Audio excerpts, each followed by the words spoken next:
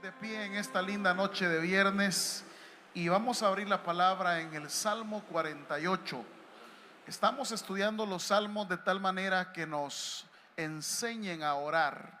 Cada uno de los salmos que hemos leído, que hemos estudiado, son una invitación para que tomemos fe, para que utilicemos lo mismo que hicieron los salmistas cuando los estaban escribiendo, y que tengamos la certeza de que así como Dios los escuchó a ellos, también nos va a escuchar a nosotros.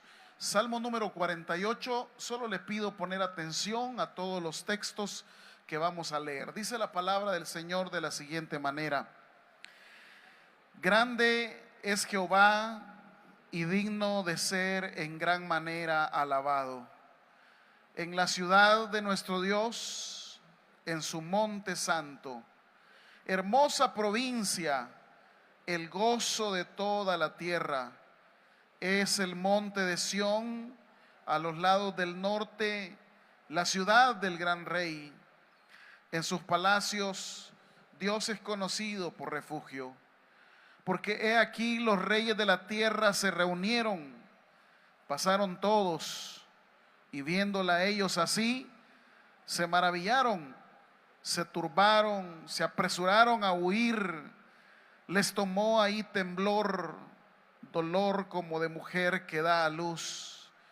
Con viento solano quiebras tú las naves de Tarsis. Como lo oímos, así lo hemos visto. En la ciudad de Jehová de los ejércitos, en la ciudad de nuestro Dios, la afirmará Dios para siempre. Nos acordamos de tu misericordia, oh Dios, en medio de tu templo. Conforme a tu nombre, oh Dios, así es tu loor hasta los fines de la tierra. De la justicia está llena tu diestra. Se alegrará el monte de Sión, se gozarán las hijas de Judá por tus juicios.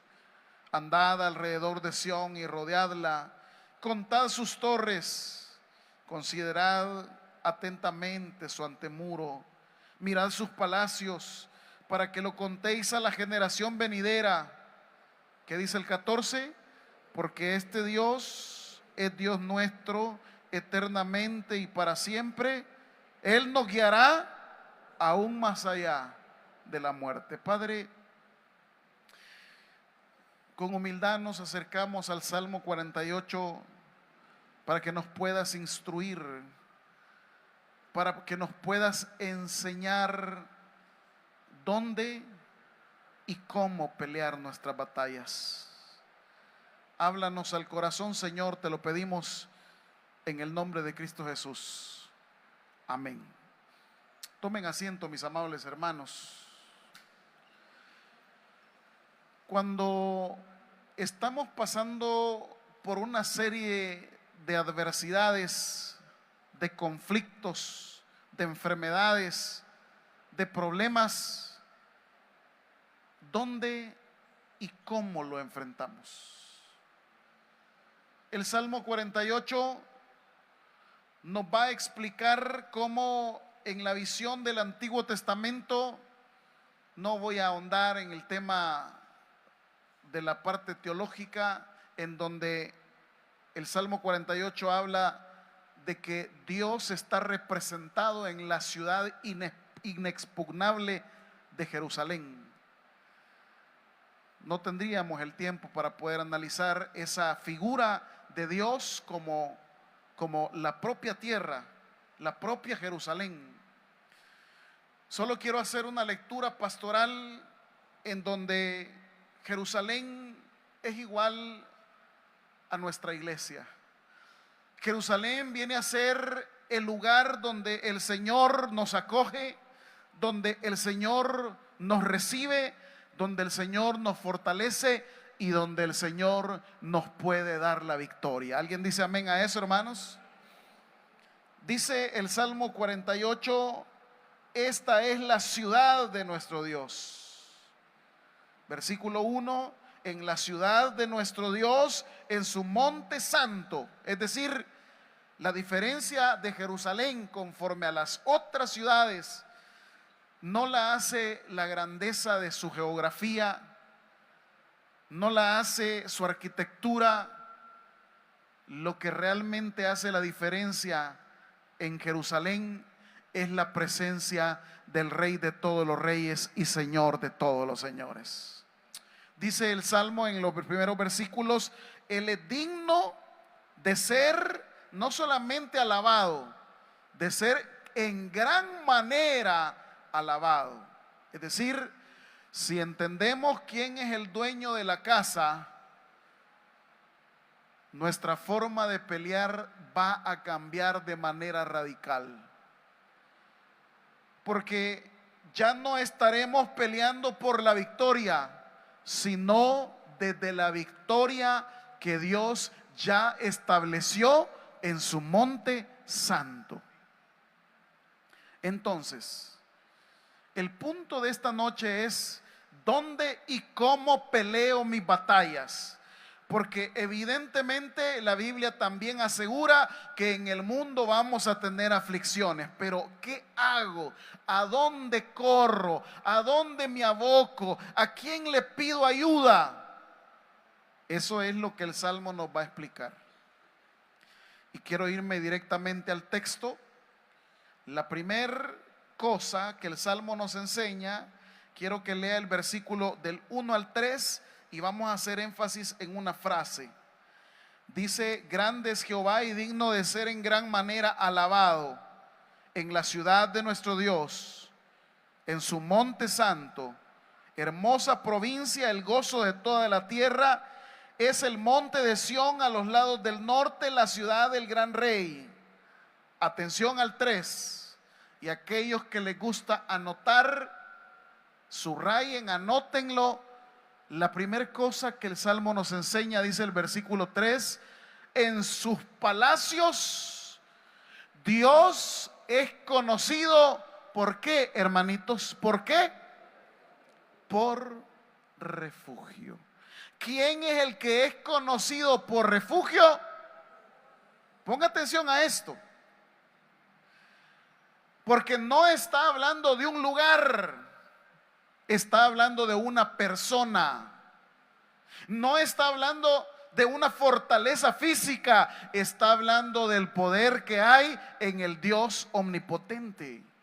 Es decir, lo primero que yo tengo que saber, que el Salmo 48 me enseña, es reconocer que mi único refugio es Dios.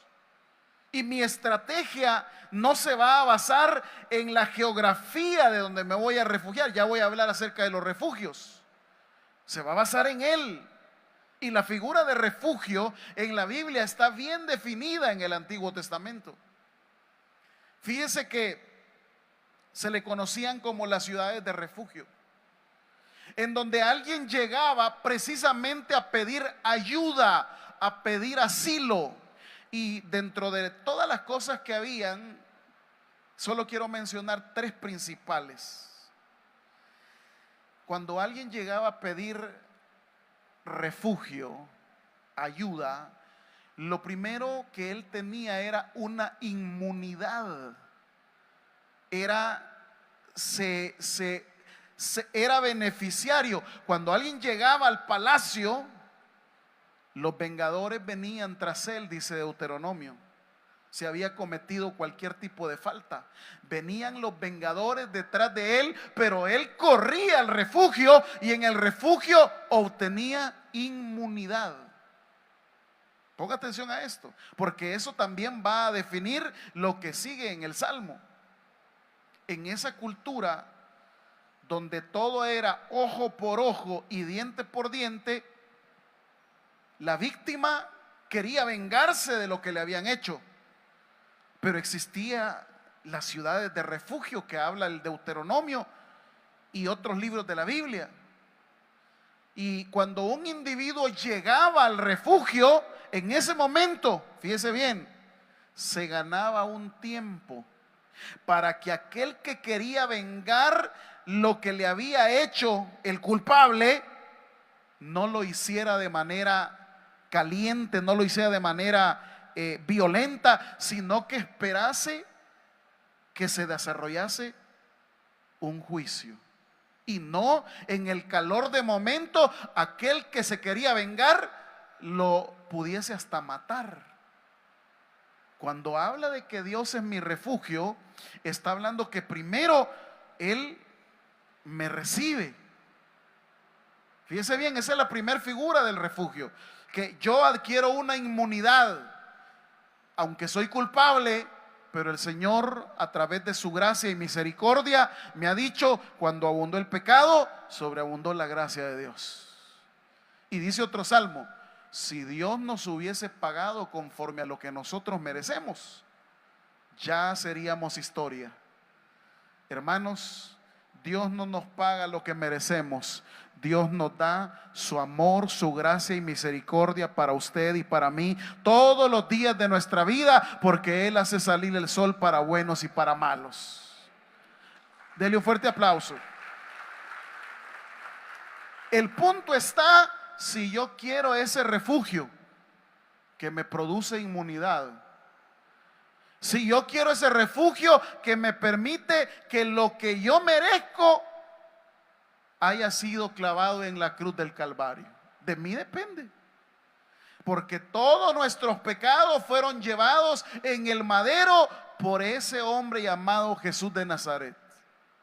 Él tomó la culpa suya y tomó la culpa mía. La pregunta es: ¿quiero yo refugiarme en Él? La segunda connotación que tenía el refugio para alguien que iba en busca de ayuda era el suministro y el sustento. El que llegaba a una ciudad de refugio, el que llegaba a un palacio, en ese momento el beneficio que tenía era la seguridad de sus alimentos. No le preguntaban qué delito había cometido. No sabía si en ese momento afuera de la ciudad había asedio, habían guerras. El que estaba dentro del palacio. En el palacio, a veces nosotros creemos que los palacios de antes solo eran la habitación de los reyes. No, en el palacio de antes se llevaba a cabo la administración pública. En el palacio tenían las estrategias militares y el palacio también tenía un almacén de alimentos en caso de escasez.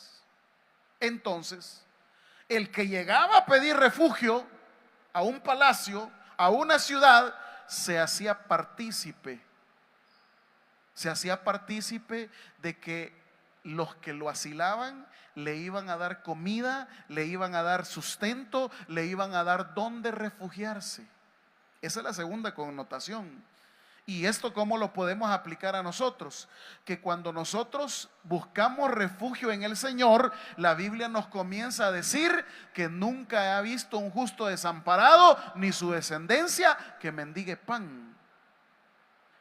¿Por qué yo no tengo lo necesario para vivir? Porque yo no estoy buscando en el refugio. ¿Quién es el refugio? Dice el versículo 3. Dios. Yo estoy buscando, estoy haciendo mis propios muros, estoy haciendo mi propia alianza, y en esas alianzas a los que yo les pido ayuda, ni siquiera para ellos tienen, mucho menos para darme algo a mí. Pero si esta noche yo le digo: Señor, sé tú mi refugio, de algo quiero que usted esté seguro, hermano, que nuestro Dios va a suplir todas nuestras necesidades conforme a sus riquezas en gloria en Cristo Jesús, Señor nuestro. Si buscamos refugio en Dios, como dice Mateo, que ven las aves del campo, ellas no trabajan ni hilan, sino que vuestro Padre Celestial les da el sustento que necesitan. ¿Cuánto más, dice, vosotros que sois sus hijos, Dios no les va a dar lo que ustedes necesitan? ¿Qué necesito hacer? Buscar refugio. La tercera cosa, cuando alguien llegaba a pedir refugio a un lugar, cambiaba su estatus. El primer estatus era de uno que anda huyendo, de un errante. Y cuando llegaba al lugar y le daban asilo, él se convertía en huésped. Es decir, adquiría un beneficio profundo a nivel psicológico y a nivel social. En estas culturas, el tener hospedado a alguien era una manera de hablar de mi creencia en Dios. Por eso es que dice, en el Antiguo Testamento, algunos hospedaron ángeles. Entonces cuando alguien llegaba de huésped, le daban lo mejor. Y otra cosa más, el hecho de ser hospedado por alguien, fíjese cómo era eso. El que yo recibiera asilo o refugio de alguien significaba que ese alguien que me había dado asilo, si alguien me venía persiguiendo a mí, el pleito pasaba a ser de el que me había acogido. Por eso, solo quiero que vean ahí rápidamente, no me pierdan el Salmo 49, solo quiero explicar esta metáfora también con el Salmo 23. Vean ustedes. ¿Ya tienen el Salmo 23? Solo para explicar la parte del refugio. 23, ¿ya están ahí, hermanos? 23:4 dice: aunque ande en valle de sombra de muerte, no temeré mal alguno, porque tú estarás conmigo. Tu vara y tu cayado me infundirán aliento. Y vea el 5. Vea el 5. Aderezas mesa delante de mí, me preparas la mesa con la comida, con la bebida, unges mi cabeza con aceite, mi copa está llena. Pero ¿qué dice el versículo? En presencia, ahí donde estaba, hijo, déjamelo por favor. 5. Dice: aderezas mesa delante de mí, en presencia ¿de quién dice ahí? O sea, los angustiadores ahí están y le quieren dar Juan al perseguido. Solo que ahora hay un gran problema. Ya no le pueden hacer nada a él. ¿Por qué? Hay alguien de mayor poder que lo está refugiando. Ahora, solo quería citar eso como la parte cultural de lo que significaba. Vuelva al Salmo 48 que estamos estudiando. En el versículo 3 entonces, la primera cosa que nos enseña es: en los palacios o en sus palacios Dios es conocido. ¿Por qué dice? Por refugio. Y en esto que es mi refugio, yo tengo que saber que Él, primero, si yo voy a buscar refugio donde Él, me va a dar inmunidad, no me va a dar conforme a lo que yo he hecho. Segundo, Él va a suplirme todas las necesidades. Y tercero, Él va a entrar en pelea contra todos aquellos que me quieran angustiar o que me quieran hacer daño. Amén, hermanos. Vamos a la segunda cosa que nos enseña el Salmo 48. Fíjese bien. Versículo número 4 y 5, póngale extrema atención. Dice el 4 y 5: porque he aquí los reyes de la tierra se reunieron, pasaron todos. Aquí está hablando de las alianzas estratégicas militares que hacían los reyes enemigos. Dijeron: vamos a ir, nos vamos a reunir, vamos a ir a atacar Jerusalén, vamos a acabarlo. Pero pasó algo inusual. Dice el versículo 5: y viéndola ellos así, se supone Jerusalén estaba indefensa. Israel nunca tuvo un pueblo que tuviese demasiados militares. Es más, el texto bíblico solo dice que Saúl y su hijo eran los únicos que tenían espada. De ahí los demás solo tenían hondías, como David. Otra de las características del pueblo israelita era que nunca fueron guerreros, siempre fueron agricultores, cuidando ovejas. Eso era su trabajo, nunca fueron guerreros. Y cuando los pueblos llegaban a querer atacarla, dice el versículo 5, y viéndola ellos así, se maravillaron, se turbaron y se apresuraron. ¿A qué dice? ¿Por qué? No es que vieron el poder del pueblo, no es que vieron el poder de los soldados israelitas, lo que vieron fue la gloria de Dios que los iba a defender a los israelitas.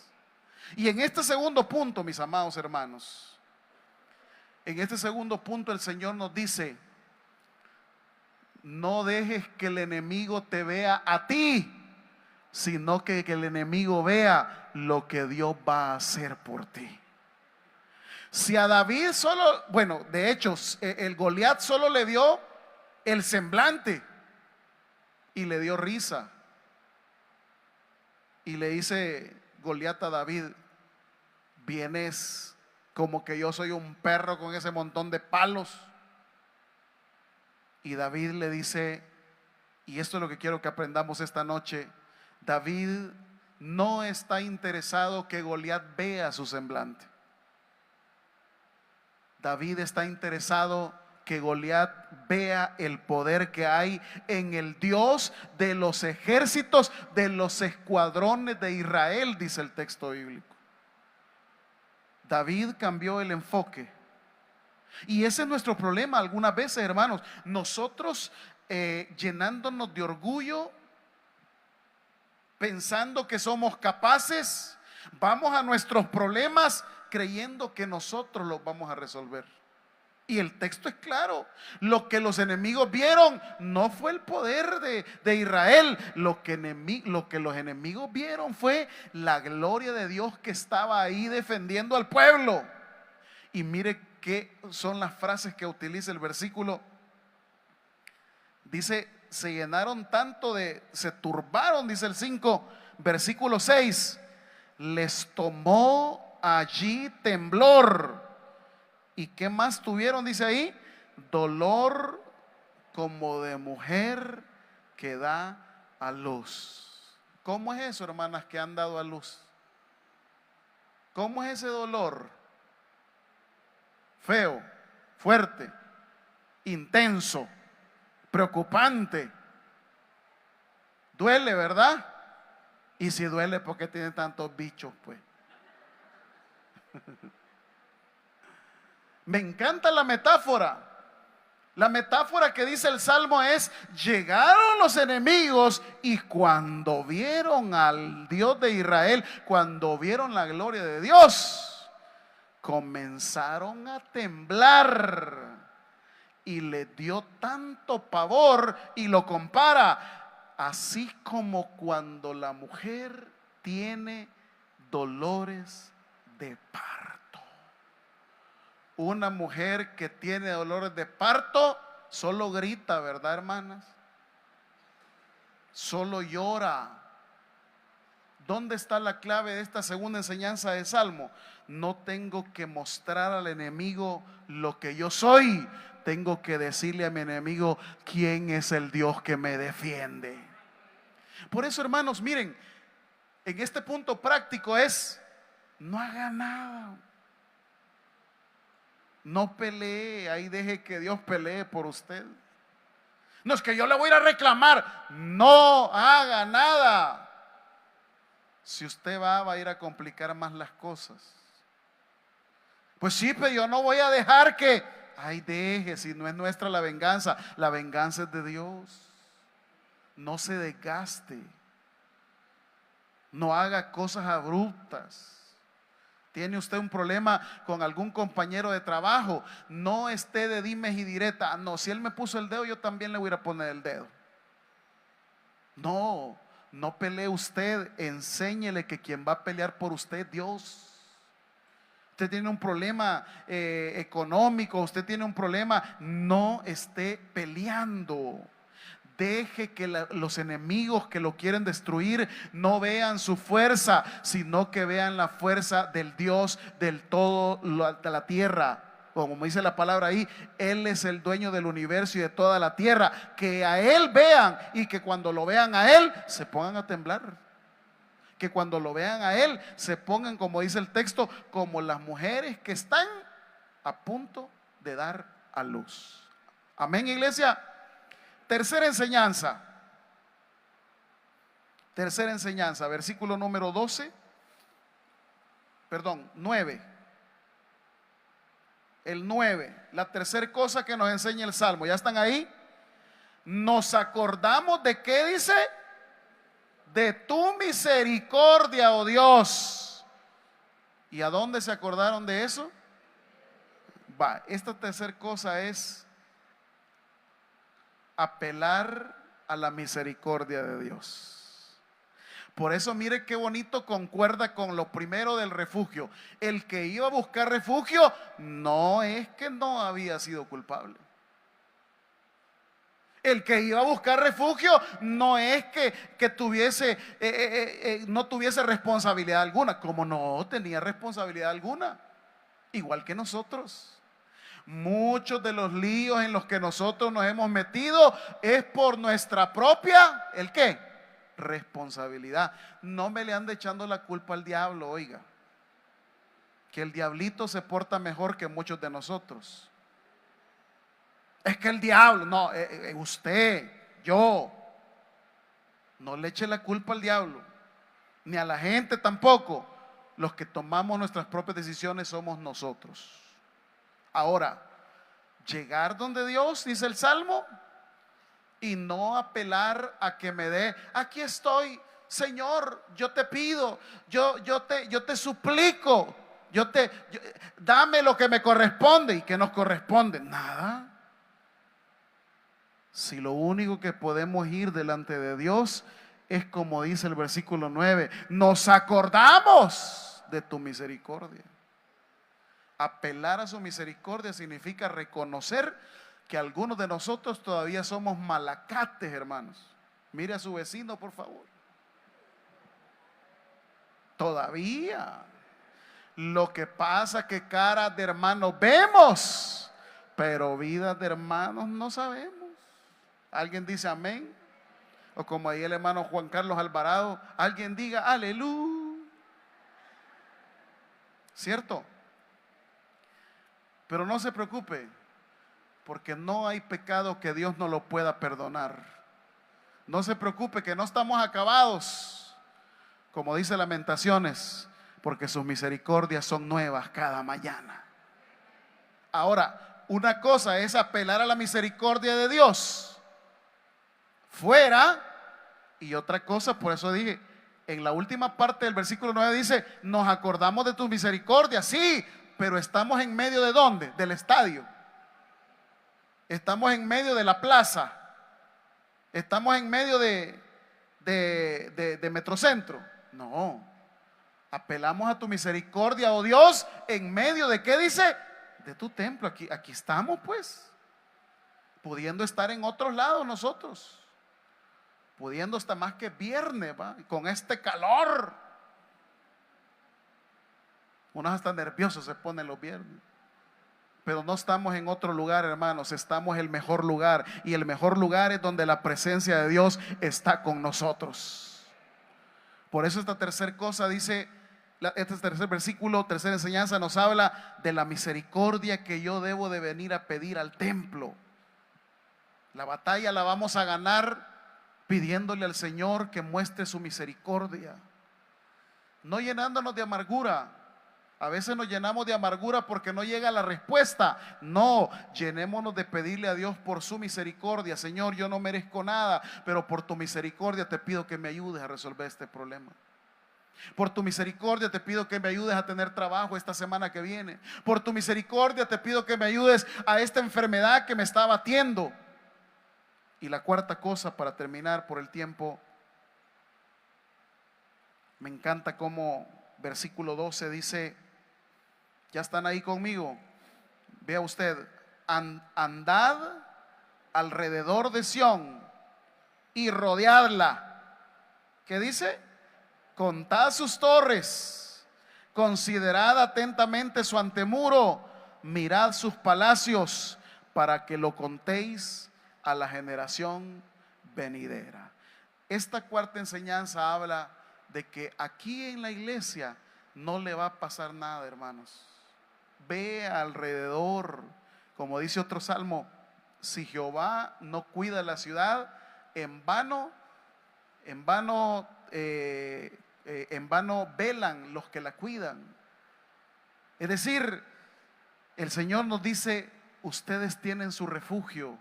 Lo que antes era Jerusalén para los israelitas, hoy lo es su iglesia para todos nosotros. Pero vea, dice el Señor, vayan alrededor, rodeen, cuenten sus torres.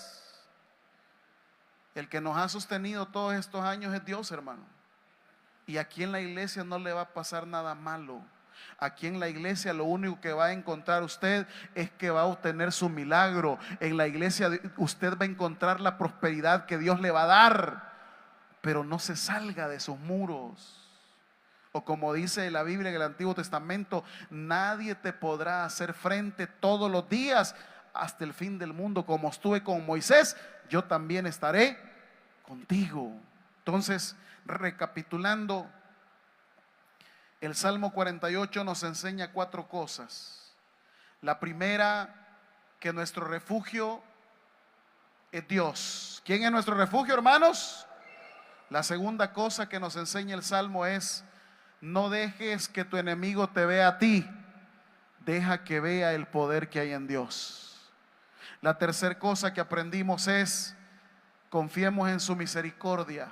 Clamemos a su misericordia desde el templo. Y la cuarta cosa, camine por las torres alrededor y vea la protección que Dios nos da. Finalmente, si algo pasase difícil, si el enemigo llegase a penetrar la ciudad, mire cómo termina diciendo el Salmo 48:14, porque este Dios, 48:14, ahí vea en sus Biblias, porque este Dios es Dios nuestro eternamente y para siempre.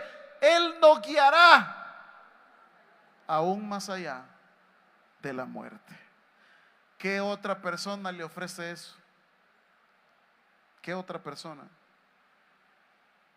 La tanatología, así de tanatos. La tanatología es la ciencia que estudia el suceso de la muerte en los seres humanos. Múltiples estudios se han hecho. Múltiples estudios desde lo religioso, desde lo científico, desde lo médico, desde la metafísica también, desde la filosofía. ¿Qué pasa después de la muerte? Nadie tiene certeza. Hay un estudio que se hizo en el siglo XIX, creo, en donde pusieron unas pesas en las camas de los enfermos que estaban ya desahuciados a punto de morir, para evaluar cuando alguien fallecía, qué cambio había en el cuerpo, si había peso o algo, porque no se sabe qué se hace. Por ejemplo, cuando alguien muere, ¿qué se hace la sangre? Nadie sabe eso. Es decir, toda la sangre que recorre nuestro cuerpo, cuando alguien muere, ¿qué se hace? Nadie tiene certeza de lo que pasa más allá. Nadie, absolutamente nadie. Lo único que hay son reflexiones. Pero ante esa incertidumbre, ante esa, ¿qué le digo?, tristeza, ¿no? Porque, ¿y qué va a pasar después de la muerte? Pues, bueno, hay, por ejemplo, mitos.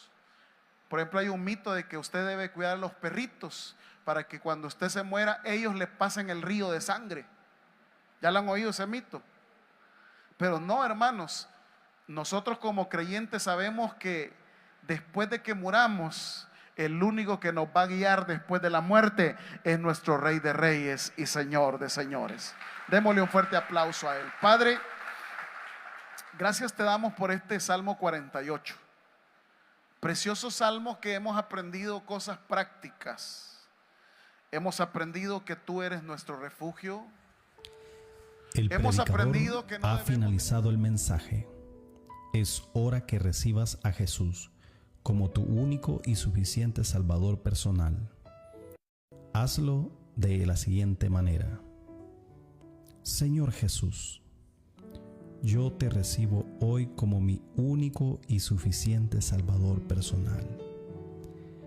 Creo que eres Dios, que moriste en la cruz por mis pecados y que resucitaste al tercer día. Me arrepiento, soy pecador, perdóname, Señor. Gracias doy al Padre por enviar al Hijo a morir en mi lugar. Gracias, Jesús, por salvar mi alma hoy. En Cristo Jesús, mi Salvador. Amén. Si has hecho la oración con todo tu corazón, te damos la bienvenida a la familia de la fe. La Biblia dice en Juan capítulo 1, versículo 12: mas a todos los que le recibieron, a los que creen en su nombre, les dio la potestad de ser hijos de Dios. Te damos la bienvenida a nuestra iglesia. Somos más que una familia. Tabernáculo Bíblico Bautista, Ciudad Delgado. Dios